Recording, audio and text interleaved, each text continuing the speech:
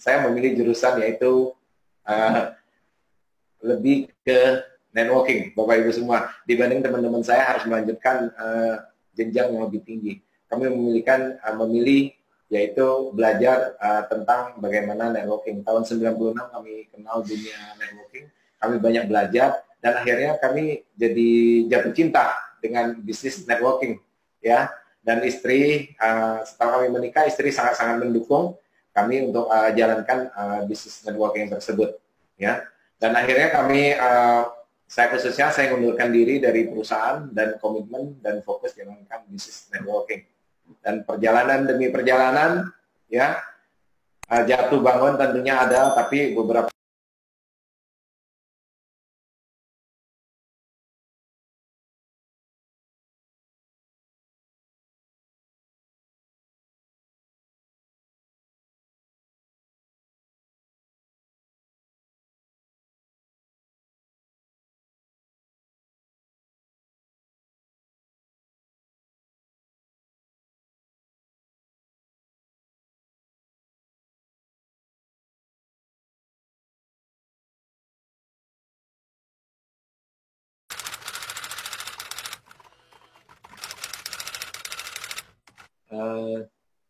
asal muasalnya ini cukup panjang kalau diceritakan, mungkin saya singkat untuk menceritakan pada malam hari ini, ya. Sebetulnya di tahun 2000 awal mulanya saya kenal dunia asuransi itu, saya mulai jadi nasabah di tahun 2002. Pada waktu itu saya masih menjalankan networking, ya. Tahun 2002 saya masuk jadi nasabah. Kemudian di tahun 2017, ya, ini kalau nggak salah, ya, kita masuk juga sebagai nasabah dengan produk yang sama seperti hari ini kita di bisnis 3i, Bapak Ibu semua. Jadi saya masuk, tapi perusahaan bukan perusahaan CAR, tapi perusahaan yang lain, ya, di tahun 2007.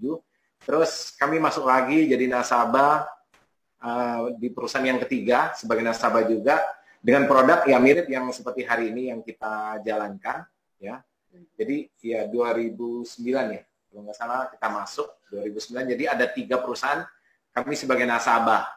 Dan pada waktu itu tentunya pada waktu itu masih zamannya manual, kemudian nilai tunai pun dikirim ke rumah, dan setiap nilai tunai yang dikirimkan ke rumah saya perhatikan, ya. Saya akhirnya mencari bagaimana sebetulnya menjalankan sistem ini yang di sistem asuransi tersebut sebagai agen, jika ingin menjadi agen. Namun sepertinya tidak berkenan di hati saya, dan kayaknya kalau jalankan secara agen konvensional sepertinya agak menguras berbagai hal. Ya, saya akhirnya mempertimbangkan dan mencari solusi. Dan di tahun 2014, singkat kata, kita bertemu dengan Pak Suhendri. Ya, tahun 2013 akhir kami ketemu dengan Pak Suhendri dan berbincang-bincang, dan Pak Suhendri teruskan untuk kita meetingkan dengan presidir di CAR, dan akhirnya kita menemukan yang namanya sebuah konsep yang namanya 3i, ya, di tahun 2013 akhir. Dan kami komitmen pada waktu itu akan menjalankan di Januari 2014 yang namanya 3i Networks.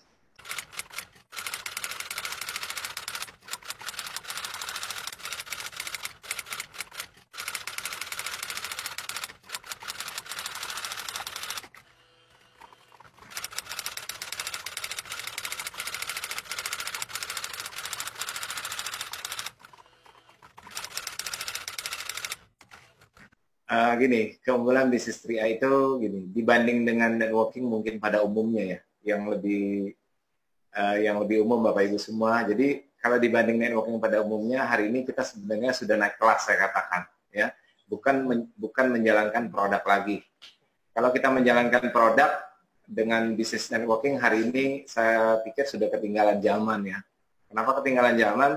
Karena yang kita hadapi kalau kita menjalankan bisnis networking dengan produk, dimana kalau seandainya perusahaan tersebut booming dan produknya laku di pasaran, dan otomatis biasanya gampang didapatkan produk tersebut. Kalau gampang didapatkan, otomatis orang-orang yang baru join di bisnis ini akhirnya kecapean mengundurkan diri karena mereka tidak dapat pangsa pasar yang luas. karena adanya semuanya di internet hari ini.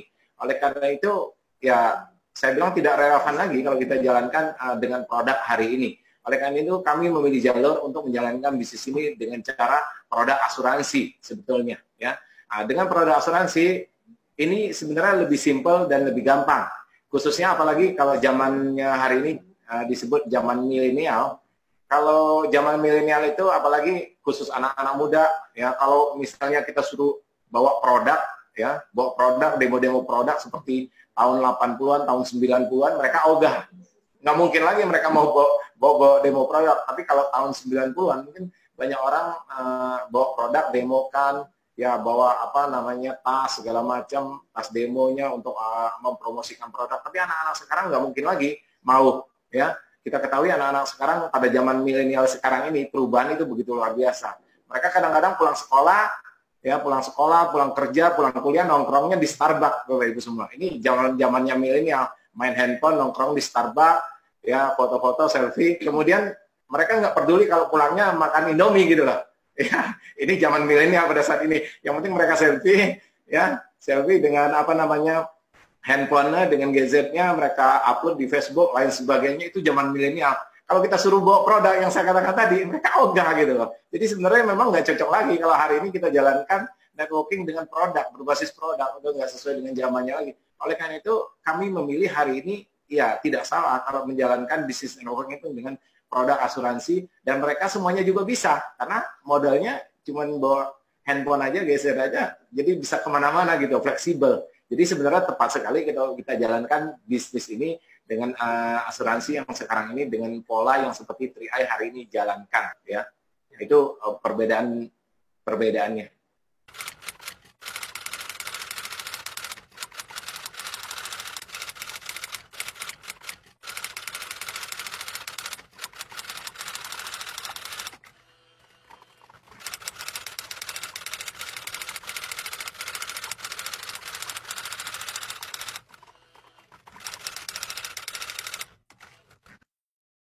Ya kalau hasil, ya tentunya kan 001, yang 002, 003 aja hasilnya luar biasa, apalagi 001 kan.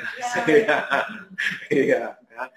Ya kalau hasil, ya kita di networking sejak tahun yang saya katakan tadi, sejak tahun 90-an, ya.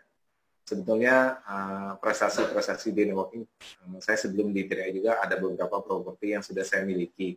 Tapi kalau di 3i ya jauh-jauh lebih banyak lagi. Jadi saya pikir semua orang sukses ya hari ini ya adalah investasi ya beberapa properti. Kalau mobil kan menjadi cost, ya.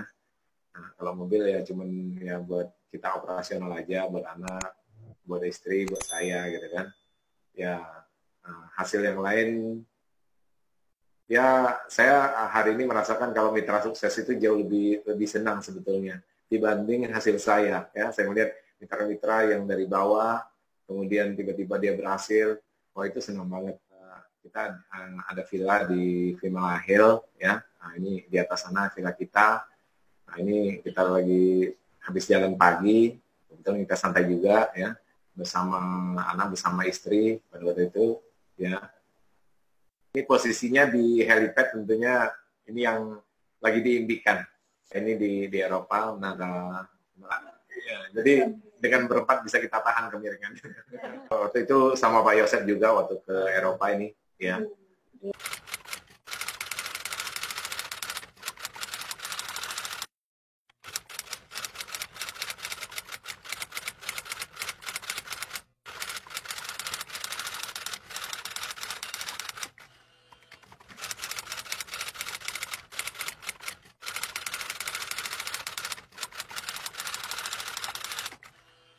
Jadi keren seperti apa ini rasanya?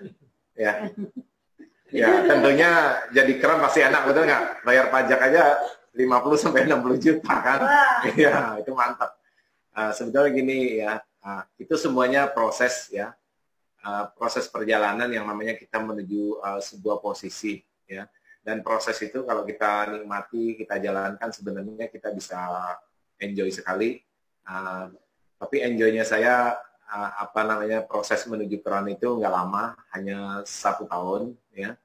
kurang lebih 9 bulan kami menuju keren sejak awal kami join. Awal mulanya kami join pada waktu itu, ya kami meyakinkan beberapa teman kami yang atau yang kenalan, akhirnya bisalah menuju proses menjadi keren. Setelah jadi keren, ya berusaha juga bagaimana beradaptasi dengan lingkungan sebetulnya. Jadi keren juga harus adaptasi.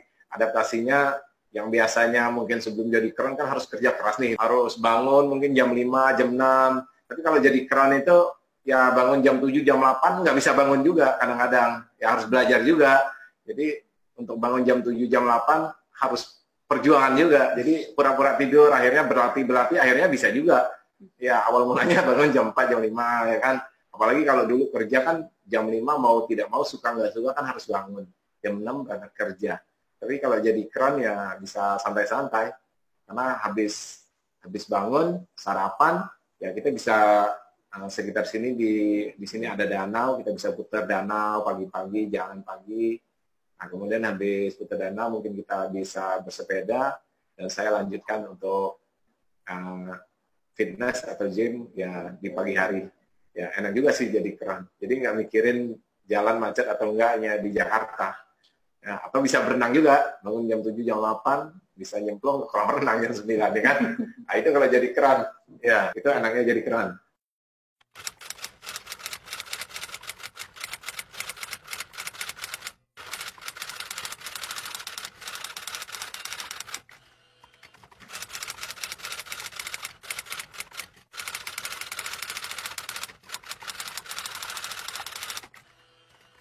Pertama itu kalau menurut saya di bisnis apapun, termasuk di bisnis Triai apalagi, yaitu pertama itu keuletan.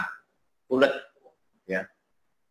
Ulet itu, keuletan ini artinya gimana? Kita harus, berarti kita tidak pernah menyerah sebelum kita mencapai sukses, keberhasilan, ya terus-menerus, dan terus fokus.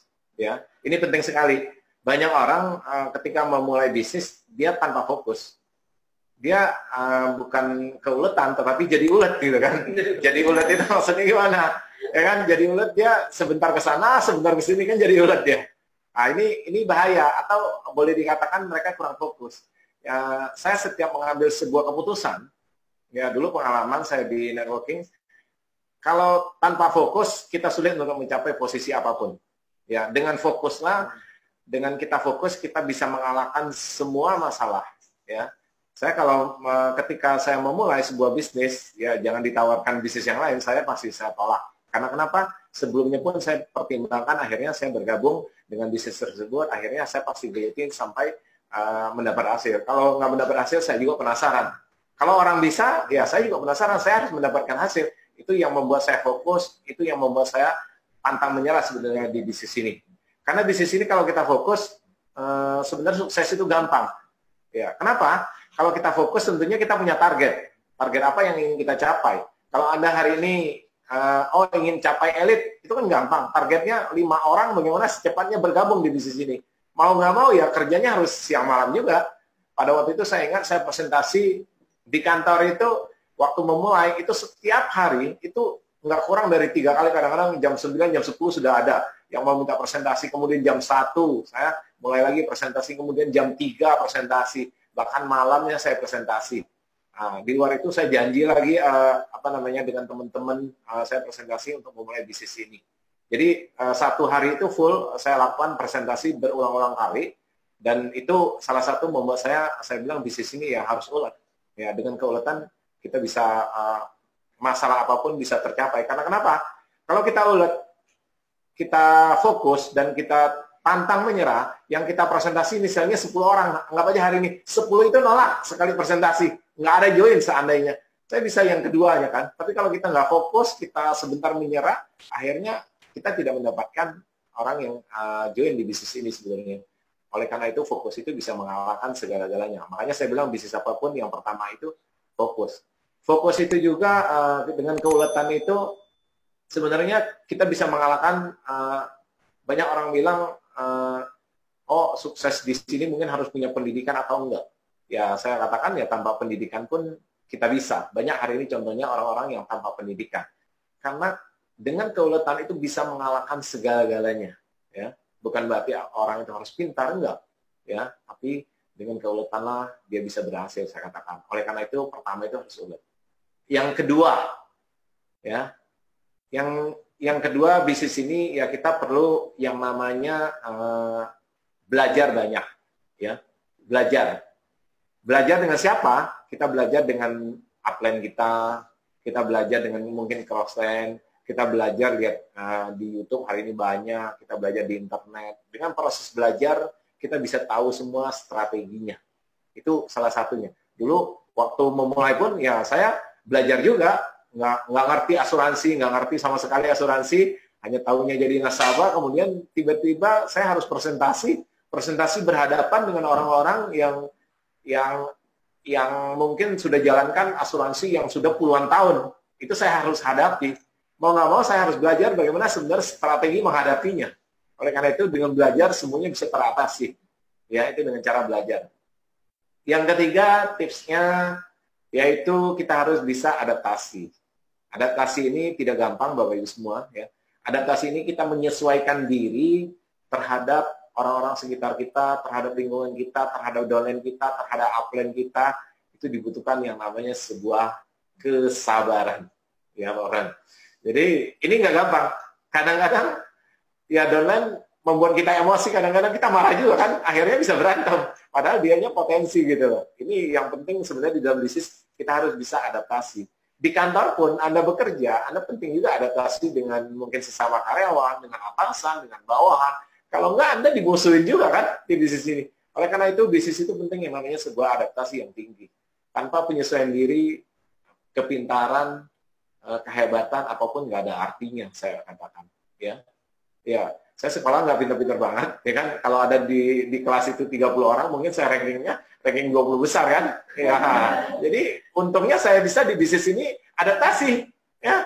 Jadi saya bilang dengan adaptasi itu kita bisa mengalahkan sebuah hal juga, ya. Dengan cara adaptasi ini penting sekali. Banyak orang nggak bisa adaptasi, dia hanya mengandalkan kepintarannya, dia bisa mengandalkan kekuatan kerja dia, sebenarnya nggak cukup Bapak Ibu semua. Jadi penting mulai besok mungkin ya kalau downline-nya agak emosi sedikit ya kita mundurlah selangkah 2 langkah gitu kan, ujung-ujungnya bisa menang juga kan, karena downline kita emosi.